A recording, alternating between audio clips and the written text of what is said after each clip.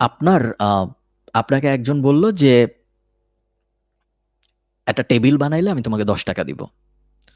So আপনি তাকে বললেন যে, "ঠিক আছে, কোনো সমস্যা নাই। ৳১০ আমার পাইতে খুব ভাল লাগবে। আমি টেবিল বানাই।"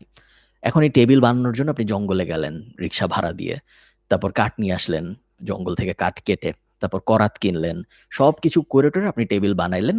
টেবিল বানায় উনাকে দিলেন, উনি আপনাকে ৳১০ দিল। কিন্তু আপনি যদি হিসাব করেন তাহলে দেখবেন যে এই টেবিল বানাতে যেয়ে আপনার জঙ্গলে যেতে সময় লাগলো, আপনার করাত কিনতে হইলো, এই কিনতে হইলো, সেই কিনতে হইলো, হাবিজাবি কেনার জন্য ৳১০ অনেক বেশি খরচ হইলো। জঙ্গলে যেতে ফেরত আসতে যাতায়াত ভাড়া-টাড়া লাগলো। সবকিছু যদি আপনি মিলান আপনার আসলে ৳১০ থেকে অনেক বেশি খরচ হয়ে গেছে এই টেবিলটা বানানোর জন্য। এখন ওগুলা দেখা যায়নি এবং কায়িক পরিশ্রম যা হয়েছে তা তো দেখা যায়ই নাই। ওগুলা দেখা যায়নি কিন্তু ৳১০ যখন পাবো ওটা দেখা যাবে এবং ওটা খুব সুন্দর লাগবে। ক্রিপ্টোকারেন্সি মাইনিং করার ব্যাপারটা একই রকম। ক্রিপ্টোকারেন্সি মাইনিং করতে যে আপনার যে পরিমাণ কম্পিউটিং পাওয়ার লাগবে, যে পরিমাণ ইলেকট্রিসিটি বিল খরচ হবে, যেই পরিমাণ সময় নষ্ট হবে, ওই সবকটার ভ্যালু যখন আমি যোগ দিব, তখন আপনি যেই পরিমাণ ক্রিপ্টোকারেন্সি মাইনিং করে জগৎ উদ্ধার করে ফেলতেছেন, তার থেকে অনেক কম হবে। এবং এই কারণেই ক্রিপ্টোকারেন্সি মাইনিং করাটা খুব একটা ভালো আইডিয়া বলে আমার মনে হয় না।